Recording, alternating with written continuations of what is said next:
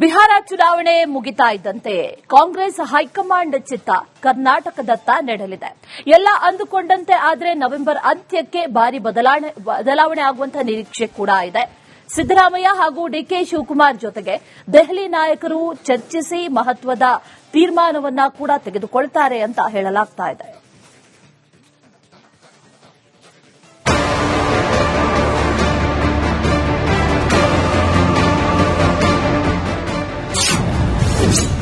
ರಾಜ್ಯ ರಾಜಕೀಯದಲ್ಲಿ ನವೆಂಬರ್ ಕ್ರಾಂತಿ ಕಹಳೆ. ಹೈಕಮಾಂಡ್ ರಂಗ ಪ್ರವೇಶಕ್ಕೆ ಸಜ್ಜಾಯ್ತ ಅಖಾಡ. ಕರ್ನಾಟಕ ರಾಜಕೀಯದಲ್ಲಿ ಸಿಎಂ ಬದಲಾವಣೆ ಚರ್ಚೆಗಳು ಇದೀಗ ತೀವ್ರಗೊಂಡಿವೆ. ಬಿಹಾರ ಚುನಾವಣೆ ಮುಗಿತಾ ಇದ್ದಂತೆ ರಾಜ್ಯದಲ್ಲಿ ಮನ್ವಂತರ ಶುರುವಾಗಲಿದ್ದು ಅಧಿಕಾರ ಹಂಚಿಕೆ ರಹಸ್ಯವೇ ತೀವ್ರ ಕುತೂಹಲ ಮೂಡಿಸಿದೆ.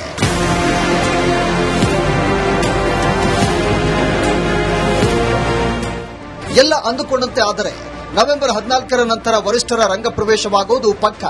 ಬಿಹಾರ ಚುನಾವಣೆ ಮುಗಿತಾ ಇದ್ದಂತೆ ರಾಜ್ಯಕ್ಕೆ ಎಂಟ್ರಿ ಕೊಟ್ಟು ಮಹತ್ತರ ತೀರ್ಮಾನ ತೆಗೆದುಕೊಳ್ಳುತ್ತದೆ ಅಂತ ಹೇಳಲಾಗ್ತಾ ಇದೆ. ಕಾಂಗ್ರೆಸ್ನಲ್ಲಿ ಕ್ರಾಂತಿ.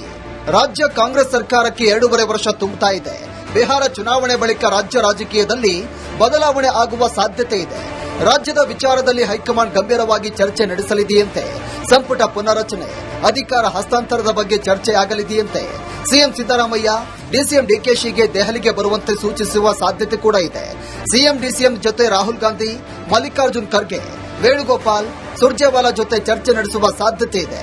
ಅಧಿಕಾರದ ಹಸ್ತಾಂತರದ ಜೊತೆಗೆ ಸಂಪುಟ ಪುನರಚನೆ ಬಗ್ಗೆ ಕೂಡ ಚರ್ಚೆ ನಡೆಯುವ ಸಾಧ್ಯತೆ ಇದೆ.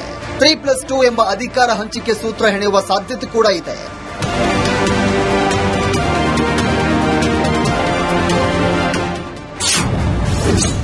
ಶಾಸಕರ ಬೆಂಬಲ ಇದ್ದವರೇ ಮುಂದಿನ ಸಿಎಂ. ನಂತರ ಡಿಕೆ ಶಿವಕುಮಾರ್ ಮುಖ್ಯಮಂತ್ರಿಗಳಾಗ್ತಾರೆ ಅಂತ ಆಯ್ತು. ಅದು ಶಾಸಕಾಂಗ ಸಭೆ ಕರೀಬೇಕಲ್ಲ. ಶಾಸಕಾಂಗ ಸಭೆ ಕರೆದ ಮೇಲೆ ಅಲ್ಲಿ ಶಾಸಕರು ಯಾರನ್ನ ಸಿಎಲ್ಪಿ ನಾಯಕರಾಗಿ ಆಯ್ಕೆ ಮಾಡ್ತಾರೆ, ಅವರು ಮುಂದಿನ ಮುಖ್ಯಮಂತ್ರಿಗಳು ಆಗ್ತಾರೆ. ನವೆಂಬರ್ ಕ್ರಾಂತಿ ಬಿಹಾರ್ ಎಲೆಕ್ಷನ್ ಆದ್ಮೇಲೆ ಬಹಳ ಬದಲಾವಣೆ ಆಗುತ್ತೆ. ಬಹಳ ಬದಲಾವಣೆ. ಬಿಹಾರ್ ಎಲೆಕ್ಷನ್ ಆಗ್ಲಿಲ್ಲ. ಪವರ್ ಶೇರಿಂಗ್ ಏನು ಅಂತ ಕೇಳ್ತಾರೆ. ಬಿಹಾರ್ ಎಲೆಕ್ಷನ್ ಆದ್ಮೇಲೆ ಬದಲಾವಣೆಗಳು ಅಂತೂ ಇದೆ, ಖಂಡಿತವಾಗೂ ಆಗುತ್ತೆ. ರಾಜ್ಯ ರಾಜಕೀಯದಲ್ಲಿ ದೊಡ್ಡ ದೊಡ್ಡ ಬದಲಾವಣೆ ಆಗುವ ಸಾಧ್ಯತೆ ಇದೆ. 3+2 ಅನ್ನೋ ತಂತ್ರಕ್ಕೆ ಶರಣಾದರೆ ಎಲ್ಲವೂ ಸುಗಮವಾಗುವುದು ಪಕ್ಕ. Bureau report, republic Kannada.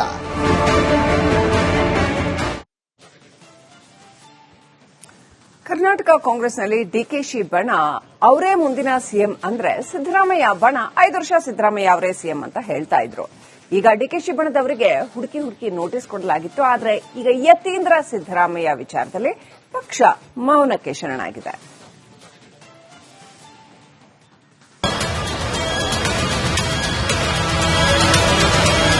ಸುಮ್ಮನೆ ಎಲ್ಲ ತೆವಲಿಗೆ ಟೀಚರ್ಸ್ ಮಾತಾಡೋದೆಲ್ಲ ಎಲ್ಲ ಗಣನೆ ತಗೊಳಕ್ಕಾಗಲ್ಲ.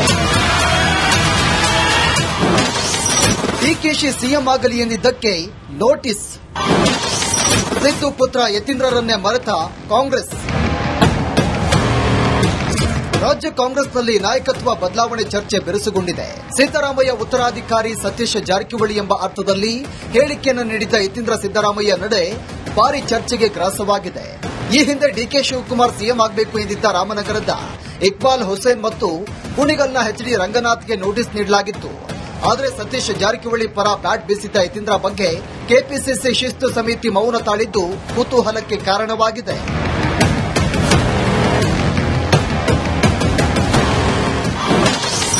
ಯತೀಂದ್ರಗೊಂದು ನ್ಯಾಯ.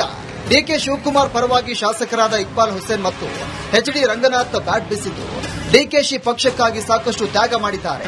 ರಾಜ್ಯದಲ್ಲಿ ಕಾಂಗ್ರೆಸ್ ಪಕ್ಷವನ್ನು ಅಧಿಕಾರಕ್ಕೆ ತರುವ ನಿಟ್ಟಿನಲ್ಲಿ ಪಾತ್ರ ಮಹತ್ವದ್ದಾಗಿದೆ. ಆ ಕಾರಣಕ್ಕಾಗಿ ಡಿಕೆಶಿ ಸಿಎಂ ಆಗಬೇಕು ಎಂದಿದ್ರು. ಅಲ್ಲದೆ ಇಂದಲ್ಲ ನಾಳೆ ಡಿಕೆ ಶಿವಕುಮಾರ್ ಸಿಎಂ ಆಗೇ ಆಗ್ತಾರೆ ಎಂದು ಭವಿಷ್ಯ ನುಡಿದಿದ್ರು. ಇದರ ಬೆನ್ನಲ್ಲೇ ಇಕ್ಬಾಲ್ ಹುಸೇನ್ ಮತ್ತು ಎಚ್ಡಿ ರಂಗನಾಥ್ಗೆ ನೋಟಿಸ್ ನೀಡಲಾಗಿತ್ತು. ಅಲ್ಲದೆ ಡಿಕೆ ಸಿಎಂ ಆಗಬೇಕು ಅಂತ ಹೇಳಿದ್ದ ಎಲ್ಲ ಶಿವರಾಮೇಗೌಡಗೂ ನೋಟಿಸ್ ಅನ್ನು ನೀಡಲಾಗಿತ್ತು. ಈ ಮೂಲಕ ಶಾಸಕರ ವಿರುದ್ಧ ಶಿಸ್ತು ಕ್ರಮದ ಎಚ್ಚರಿಕೆಯನ್ನ ಪಕ್ಷ ನೀಡಿತ್ತು. ಆದರೆ ಯತೀಂದ್ರ ವಿಚಾರದಲ್ಲಿ ಮೌನ ಧೋರಣೆ ತಾಳಲಾಗಿದೆ. ಯಾರ ಹತ್ರ ಮಾತಾಡಬೇಕು ಮಾತನಾಡ್ತೀನಿ, ಮಾತಿಲ್ಲ ಕಥೆ ಇಲ್ಲ, ಡಿಕೆಶಿ ಬರೀ ಮೌನ. Congress MLAs Iqbal Hussain and Shivaganga has raised a question stating that if they speak anything against the government, disciplinary action will be taken. Still I stand. Why no notice to Yatindra? Still I stand with it. Discipline is on the priority of my party. ಯತೀಂದ್ರಗೆ ಟಾಂಗ್ ಕೊಟ್ಟ ಶಾಸಕ ರಂಗನಾಥ್. ಎಚ್ಚರಿಕೆ notice ತಮಗಳಿಗೆ ಮಾತ್ರನಾ? ಆತರ ಇಲ್ಲ. ಏನು ವಿಚಾರಗಳಲ್ಲಿ ಕೆಲವು ವಿಚಾರಗಳಲ್ಲಿ ಬಹಳಷ್ಟು ಸೂಕ್ಷ್ಮವಾಗಿ ನೋಡುವಂತದ್ದು ಹೈಕಮಾಂಡ್ ಅವ್ರು ಮಾಡ್ತಿರ್ತಾರೆ. ಸೊ ಅದ್ರ ಬಗ್ಗೆ ನಾನ್ ಮಾತಾಡೋದು ಚಿಕನ್ ಆಗ್ತೀನಿ. ಅದ್ರ ಬಗ್ಗೆ ನಾವೆಲ್ಲ ಕಾಮೆಂಟ್ ಮಾಡಬಾರ್ದು. ಅಲ್ಲ ಸರ್, ನೀವು ಕೂಡ ಕಮೆಂಟ್ ಮಾಡಲ್ಲ, ಡಿಸಿಎಂ ಅವರು ಕೂಡ ಕಮೆಂಟ್ ಮಾಡಲ್ಲ. ಅಂದ್ರೆ ಕಾಂಗ್ರೆಸ್ ಪಕ್ಷದ ಒಳಗಡೆಗೆ ಇಂಥದ್ದೊಂದು ಪರಿಸ್ಥಿತಿ ಇದೆಯಾ ಅಂತ? ಕಾಂಗ್ರೆಸ್ ಪಕ್ಷದ ಜವಾಬ್ದಾರಿಗಳು ನಮ್ಮ ಮೇಲಿದೆ, ಅದಕ್ಕೆ ನಾವು ಮಾತಾಡಲ್ಲ. ಯಾವನಿಗೆ ತೀಟೆಗೆ ಮಾತನಾಡಿದ್ದಕ್ಕೆ ತಲೆ ಕೆಡಿಸ್ಕೊಳ್ಬಾರ್ದು. ನೋಡ್ರಿ, ಯಾರ್ಯಾರೋ ಹೇಳಿದಕ್ಕೆಲ್ಲ ಅದಕ್ಕೇನು ಬೆಲೆ ಬರಲ್ಲ. ಪಕ್ಷದ ಹೈಕಮಾಂಡ್ ಹೇಳಿದ್ರೆ ಅದ್ರ ಬಗ್ಗೆ ಚರ್ಚೆ ಮಾಡಿ. ಸುಮ್ಮನೆ ಎಲ್ಲ ತೆವಲಿಗೆ ತೀಟೆಗೆ ಮಾತಾಡೋದೆಲ್ಲ ಎಲ್ಲ ಗಣನೆ ತಗೊಳಕ್ ಆಗಲ್ಲ. ಪಕ್ಷ ಹೈಕಮಾಂಡ್ ಏನ್ ನಿರ್ಧಾರ ಮಾಡ್ತದೆ ಅದಕ್ಕೆ ಎಲ್ಲರೂ ಭದ್ರಾಗಿರ್ತೀವಿ, ಎಲ್ಲರೂ ಭದ್ರಾಗಿರ್ಬೇಕು. ಯತೀಂದ್ರ ಮಾತನಾಡಿದ್ರಲ್ಲಿ ತಪ್ಪೇನಿದೆ? ಸಿಎಂ ಪುತ್ರನ ಬೆನ್ನಿಗೆ ನಿಂತ ಪ್ರಿಯಾಂಕ. ಇಲ್ಲಪ್ಪ, ನೀವು ಐಡಿಯಾಲಜಿಕಲಿ ಚೆನ್ನಾಗಿದ್ದೀರಾ, ಗಟ್ಟಿ ಇದ್ದೀರಾ ಅಂತ ಹೇಳೋದ್ರಲ್ಲಿ ತಪ್ಪೇನಿದೆ? ಅದನ್ನ ಬೇರೆ ರೀತಿಯಾಗಿ ಬಿಂಬಿಸೋದು ಬೇರೆದು. ನಾನು ನನ್ನ ವೈಯಕ್ತಿಕ ವಿಚಾರ ಹೇಳ್ತೀನಿ, ನಾನು ಇವ್ರು ಚೆನ್ನಾಗಿದ್ದಾರೆ ಅವ್ರು ಚೆನ್ನಾಗಿದ್ದಾರೆ ಅಂತ. ಹಂಗಂತ ಅದೇ ವೇದ ವಾಕ್ಯ ಅಂದ್ಬಿಟ್ಟು ಅಥವಾ ಬೇರೆ ಬೇರೆ ರೀತಿಯಾಗಿ ವ್ಯಾಖ್ಯಾನ ಮಾಡೋದು ಸರಿನಾ? Whoever decides, whatever they decide, high command. ಯತೀಂದ್ರಗೆ ನೋಟಿಸ್ ತಪ್ಪಿಸಲು ಸರ್ಕಸ್. ಯತೀಂದ್ರಗೆ ನೋಟಿಸ್ ಜಾರಿ ಮಾಡಿದ್ರೆ ಸಿಎಂಗೆ ಮುಜುಗರ ಆಗುತ್ತೆ. ಇದೇ ಕಾರಣಕ್ಕೆ ಸಿಎಂ ಸಿದ್ದರಾಮಯ್ಯಗೆ ಮುಜುಗರ ತಪ್ಪಿಸಲು ಕಸರತ್ತು ನಡೆದಿದೆ. ಸಚಿವ ಬೈರತಿ ಸುರೇಶ್, ಶಾಸಕ ಪೊನ್ನಣ್ಣ ದೆಹಲಿ ಪಯಣವನ್ನು ಬೆಳೆಸಿದ್ದು ಅಚ್ಚರಿಗೆ ಕಾರಣವಾಗಿದೆ. Bureau report, republic Kannada. Bihar ಚುನಾವಣೆ ಮುಗಿತಾ ಇದ್ದಂತೆ ಕಾಂಗ್ರೆಸ್ ಹೈಕಮಾಂಡ್ ಚಿತ್ತ ಕರ್ನಾಟಕದತ್ತ ನೆಡಲಿದೆ. ಎಲ್ಲ ಅಂದುಕೊಂಡಂತೆ ಆದರೆ ನವೆಂಬರ್ ಅಂತ್ಯಕ್ಕೆ ಭಾರಿ ಬದಲಾವಣೆ ಆಗುವಂತಹ ನಿರೀಕ್ಷೆ ಕೂಡ ಇದೆ. ಸಿದ್ದರಾಮಯ್ಯ ಹಾಗೂ ಡಿಕೆ ಶಿವಕುಮಾರ್ ಜೊತೆಗೆ ದೆಹಲಿ ನಾಯಕರು ಚರ್ಚಿಸಿ ಮಹತ್ವದ ತೀರ್ಮಾನವನ್ನ ಕೂಡ ತೆಗೆದುಕೊಳ್ತಾರೆ ಅಂತ ಹೇಳಲಾಗ್ತಾ ಇದೆ.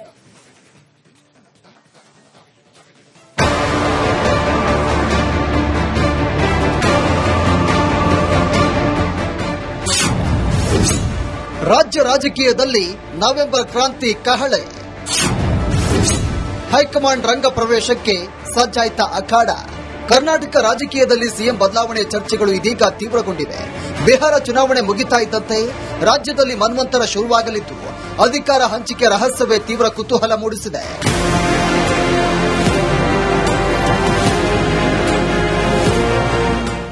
ಎಲ್ಲ ಅಂದುಕೊಂಡಂತೆ ಆದರೆ ನವೆಂಬರ್ 14ರ ನಂತರ ವರಿಷ್ಠರ ರಂಗ ಪ್ರವೇಶವಾಗುವುದು ಪಕ್ಕ. ಬಿಹಾರ ಚುನಾವಣೆ ಮುಗಿತಾ ಇದ್ದಂತೆ ರಾಜ್ಯಕ್ಕೆ ಎಂಟ್ರಿ ಕೊಟ್ಟು ಮಹತ್ತರ ತೀರ್ಮಾನ ತೆಗೆದುಕೊಳ್ಳುತ್ತದೆ ಅಂತ ಹೇಳಲಾಗ್ತಾ ಇದೆ. ಕಾಂಗ್ರೆಸ್ನಲ್ಲಿ ಕ್ರಾಂತಿ. ರಾಜ್ಯ ಕಾಂಗ್ರೆಸ್ ಸರ್ಕಾರಕ್ಕೆ 2.5 ವರ್ಷ ತುಂಬುತ್ತಾ ಇದೆ. ಬಿಹಾರ ಚುನಾವಣೆ ಬಳಿಕ ರಾಜ್ಯ ರಾಜಕೀಯದಲ್ಲಿ ಬದಲಾವಣೆ ಆಗುವ ಸಾಧ್ಯತೆ ಇದೆ. ರಾಜ್ಯದ ವಿಚಾರದಲ್ಲಿ ಹೈಕಮಾಂಡ್ ಗಂಭೀರವಾಗಿ ಚರ್ಚೆ ನಡೆಸಲಿದೆಯಂತೆ. ಸಂಪುಟ ಪುನರಚನೆ, ಅಧಿಕಾರ ಹಸ್ತಾಂತರದ ಬಗ್ಗೆ ಚರ್ಚೆ ಆಗಲಿದೆಯಂತೆ. ಸಿಎಂ ಸಿದ್ದರಾಮಯ್ಯ ಡಿಸಿಎಂ ಡಿಕೆಶಿಗೆ ದೆಹಲಿಗೆ ಬರುವಂತೆ ಸೂಚಿಸುವ ಸಾಧ್ಯತೆ ಕೂಡ ಇದೆ.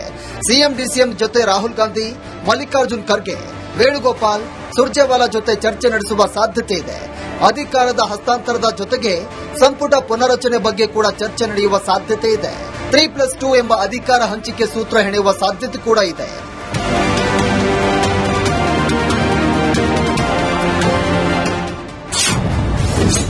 ಶಾಸಕರ ಬೆಂಬಲ ಇದ್ದವರೇ ಮುಂದಿನ ಸಿಎಂ. ನಂತರ ಡಿಕೆ ಶಿವಕುಮಾರ್ ಮುಖ್ಯಮಂತ್ರಿಗಳಾಗ್ತಾರೆ ಅಂತ ಆಯ್ತು. ಅದು ಶಾಸಕಾಂಗ ಸಭೆ ಕರೀಬೇಕಲ್ಲ. ಶಾಸಕಾಂಗ ಸಭೆ ಕರೆದ ಮೇಲೆ ಅಲ್ಲಿ ಶಾಸಕರು ಯಾರನ್ನ ಸಿಎಲ್ಪಿ ನಾಯಕರಾಗಿ ಆಯ್ಕೆ ಮಾಡ್ತಾರೆ, ಅವರು ಮುಂದಿನ ಮುಖ್ಯಮಂತ್ರಿಗಳು ಆಗ್ತಾರೆ. ನವೆಂಬರ್ ಕ್ರಾಂತಿ ಬಿಹಾರ್ ಎಲೆಕ್ಷನ್ ಆದ್ಮೇಲೆ ಬಹಳ ಬದಲಾವಣೆ ಆಗುತ್ತೆ. ಬಹಳ ಬದಲಾವಣೆ. ಬಿಹಾರ್ ಎಲೆಕ್ಷನ್ ಆಗ್ಲಿಲ್ಲ. ಪವರ್ ಶೇರಿಂಗ್ ಏನು ಅಂತ ಕೇಳ್ತಾರೆ. ಬಿಹಾರ್ ಎಲೆಕ್ಷನ್ ಆದ್ಮೇಲೆ ಬದಲಾವಣೆಗಳು ಅಂತೂ ಇದೆ, ಖಂಡಿತವಾಗೂ ಆಗುತ್ತೆ. ರಾಜ್ಯ ರಾಜಕೀಯದಲ್ಲಿ ದೊಡ್ಡ ದೊಡ್ಡ ಬದಲಾವಣೆ ಆಗುವ ಸಾಧ್ಯತೆ ಇದೆ. 3+2 ಅನ್ನೋ ತಂತ್ರಕ್ಕೆ ಶರಣಾದರೆ ಎಲ್ಲವೂ ಸುಗಮವಾಗುವುದು ಪಕ್ಕ. Bureau report, republic Kannada.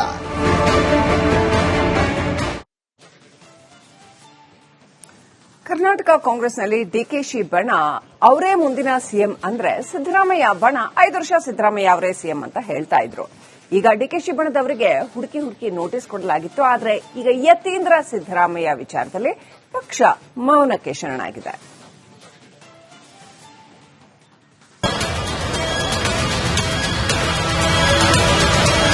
ಸುಮ್ಮನೆ ಎಲ್ಲ ತೆವಲಿಗೆ ತೀಟೆಗೆ ಮಾತಾಡೋದೆಲ್ಲ ಗಣನೆ ತಗೊಳಕ್ಕಾಗಲ್ಲ.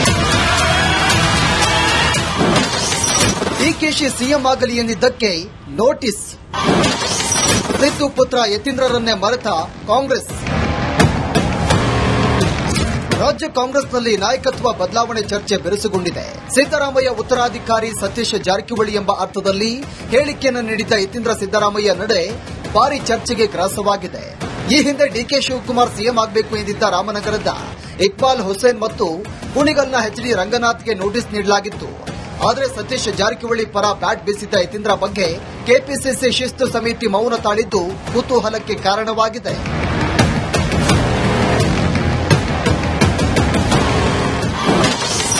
ಯತೀಂದ್ರಗೊಂದು ನ್ಯಾಯ. ಡಿಕೆ ಶಿವಕುಮಾರ್ ಪರವಾಗಿ ಶಾಸಕರಾದ ಇಕ್ಬಾಲ್ ಹುಸೇನ್ ಮತ್ತು ಎಚ್ ಡಿ ರಂಗನಾಥ್ ಬ್ಯಾಟ್ ಬೀಸಿದ್ದು ಡಿಕೆಶಿ ಪಕ್ಷಕ್ಕಾಗಿ ಸಾಕಷ್ಟು ತ್ಯಾಗ ಮಾಡಿದ್ದಾರೆ. ರಾಜ್ಯದಲ್ಲಿ ಕಾಂಗ್ರೆಸ್ ಪಕ್ಷವನ್ನು ಅಧಿಕಾರಕ್ಕೆ ತರುವ ನಿಟ್ಟಿನಲ್ಲಿ ಪಾತ್ರ ಮಹತ್ವದ್ದಾಗಿದೆ. ಆ ಕಾರಣಕ್ಕಾಗಿ ಡಿಕೆಶಿ ಸಿಎಂ ಆಗಬೇಕು ಎಂದಿದ್ರು. ಅಲ್ಲದೆ ಇಂದಲ್ಲ ನಾಳೆ ಡಿಕೆ ಶಿವಕುಮಾರ್ ಸಿಎಂ ಆಗೇ ಆಗ್ತಾರೆ ಎಂದು ಭವಿಷ್ಯ ನುಡಿದಿದ್ರು. ಇದರ ಬೆನ್ನಲ್ಲೇ ಇಕ್ಬಾಲ್ ಹುಸೇನ್ ಮತ್ತು ಎಚ್ ಡಿ ರಂಗನಾಥ್ಗೆ ನೋಟಿಸ್ ನೀಡಲಾಗಿತ್ತು. ಅಲ್ಲದೆ ಡಿಕೆ ಸಿಎಂ ಆಗಬೇಕು ಅಂತ ಹೇಳಿದ್ದ ಎಲ್ಆರ್ ಶಿವರಾಮೇಗೌಡಗೂ ನೋಟಿಸ್ ಅನ್ನು ನೀಡಲಾಗಿತ್ತು. ಈ ಮೂಲಕ ಶಾಸಕರ ವಿರುದ್ಧ ಶಿಸ್ತು ಕ್ರಮದ ಎಚ್ಚರಿಕೆಯನ್ನ ಪಕ್ಷ ನೀಡಿತ್ತು. ಆದರೆ ಯತೀಂದ್ರ ವಿಚಾರದಲ್ಲಿ ಮೌನ ಧೋರಣೆ ತಾಳಲಾಗಿದೆ. ಯಾರ ಹತ್ರ ಮಾತಾಡಬೇಕು ಮಾತನಾಡ್ತೀನಿ, ಮಾತಿಲ್ಲ ಕಥೆ ಇಲ್ಲ, ಡಿಕೆಶಿ ಬರೀ ಮೌನ. Congress MLAs Iqbal Hussain and Shivaganga has raised a question stating that if they speak anything against the government, disciplinary action will be taken. Still I stand. Why no notice to Yatindra? Still I stand with it. Discipline is on the priority of my party. ಯತೀಂದ್ರಗೆ ಟಾಂಗ್ ಕೊಟ್ಟ ಶಾಸಕ ರಂಗನಾಥ್. ಈ ಎಚ್ಚರಿಕೆ notice ತಮಗಳಿಗೆ ಮಾತ್ರನಾ? ಆತರ ಇಲ್ಲ. ಏನು ವಿಚಾರಗಳಲ್ಲಿ ಕೆಲವು ವಿಚಾರಗಳಲ್ಲಿ ಬಹಳಷ್ಟು ಸೂಕ್ಷ್ಮವಾಗಿ ನೋಡುವಂತದ್ದು ಹೈಕಮಾಂಡ್ ಅವ್ರು ಮಾಡ್ತಿರ್ತಾರೆ. ಸೊ ಅದ್ರ ಬಗ್ಗೆ ನಾನ್ ಮಾತಾಡೋದು ಚಿಕನ್ ಆಗ್ತೀನಿ. ಅದ್ರ ಬಗ್ಗೆ ನಾವೆಲ್ಲ ಕಾಮೆಂಟ್ ಮಾಡಬಾರ್ದು. ಅಲ್ಲ ಸರ್, ನೀವು ಕೂಡ ಕಮೆಂಟ್ ಮಾಡಲ್ಲ, ಡಿಸಿಎಂ ಅವರು ಕೂಡ ಕಮೆಂಟ್ ಮಾಡಲ್ಲ. ಅಂದ್ರೆ ಕಾಂಗ್ರೆಸ್ ಪಕ್ಷದ ಒಳಗಡೆಗೆ ಇಂಥದ್ದೊಂದು ಪರಿಸ್ಥಿತಿ ಇದೆಯಾ ಅಂತ. ಕಾಂಗ್ರೆಸ್ ಪಕ್ಷದ ಜವಾಬ್ದಾರಿಗಳು ನಮ್ಮೇಲಿದೆ, ಅದಕ್ಕೆ ನಾವು ಮಾತಾಡಲ್ಲ. ಯಾವಲಿಗೆ ತೀಟೆಗೆ ಮಾತನಾಡಿದ್ದಕ್ಕೆ ತಲೆ ಕೆಡಿಸ್ಕೊಳ್ಬಾರ್ದು. ನೋಡ್ರಿ, ಯಾರ್ಯಾರೋ ಹೇಳಿದಕ್ಕೆಲ್ಲ ಅದಕ್ಕೇನು ಬೆಲೆ ಬರಲ್ಲ. ಪಕ್ಷದ ಹೈಕಮಾಂಡ್ ಹೇಳಿದ್ರೆ ಅದ್ರ ಬಗ್ಗೆ ಚರ್ಚೆ ಮಾಡಿ. ಸುಮ್ಮನೆ ಎಲ್ಲ ತೆವಲಿಗೆ ತೀಟೆಗೆ ಮಾತಾಡೋದೆಲ್ಲ ಗಣನೆ ತಗೊಳಕ್ಕಾಗಲ್ಲ. ಪಕ್ಷ ಹೈಕಮಾಂಡ್ ಏನ್ ನಿರ್ಧಾರ ಮಾಡ್ತದೆ ಅದಕ್ಕೆಲ್ಲರೂ ಭದ್ರಾಗಿರ್ತೀವಿ, ಎಲ್ಲರೂ ಭದ್ರಾಗಿರ್ಬೇಕು. ಯತೀಂದ್ರ ಮಾತನಾಡಿದ್ರಲ್ಲಿ ತಪ್ಪೇನಿದೆ? ಸಿಎಂ ಪುತ್ರನ ಬೆನ್ನಿಗೆ ನಿಂತ ಪ್ರಿಯಾಂಕ. ಇಲ್ಲಪ್ಪ, ನೀವು ಐಡಿಯಾಲಜಿಕಲಿ ಚೆನ್ನಾಗಿದ್ದೀರಾ, ಗಟ್ಟಿ ಇದ್ದೀರಾ ಅಂತ ಹೇಳೋದ್ರಲ್ಲಿ ತಪ್ಪೇನಿದೆ? ಅದನ್ನ ಬೇರೆ ರೀತಿಯಾಗಿ ಬಿಂಬಿಸೋದು ಬೇರೆದು. ನನ್ನ ವೈಯಕ್ತಿಕ ವಿಚಾರ ಹೇಳ್ತೀನಿ. ನಾನು ಇವ್ರು ಚೆನ್ನಾಗಿದ್ದಾರೆ, ಅವ್ರು ಚೆನ್ನಾಗಿದ್ದಾರೆ ಅಂತ ಹಂಗಂತ ಅದೇ ವೇದ ವಾಕ್ಯ ಅಂದ್ಬಿಟ್ಟು ಅಥವಾ ಬೇರೆ ಬೇರೆ ರೀತಿಯಾಗಿ ವ್ಯಾಖ್ಯಾನ ಮಾಡೋದು ಸರಿನಾ? Whoever decides whatever they decide, high command. ಯತೀಂದ್ರಗೆ ನೋಟಿಸ್ ತಪ್ಪಿಸಲು ಸರ್ಕಸ್. ಯತೀಂದ್ರಗೆ ನೋಟಿಸ್ ಜಾರಿ ಮಾಡಿದ್ರೆ ಸಿಎಂಗೆ ಮುಜುಗರ ಆಗುತ್ತೆ. ಇದೇ ಕಾರಣಕ್ಕೆ ಸಿಎಂ ಸಿದ್ದರಾಮಯ್ಯಗೆ ಮುಜುಗರ ತಪ್ಪಿಸಲು ಕಸರತ್ತು ನಡೆದಿದೆ. ಸಚಿವ ಬೈರತಿ ಸುರೇಶ್, ಶಾಸಕ ಪೊನ್ನಣ್ಣ ದೆಹಲಿ ಪಯಣವನ್ನ ಬೆಳೆಸಿದ್ದು ಅಚ್ಚರಿಗೆ ಕಾರಣವಾಗಿದೆ. Bureau report, republic Kannada.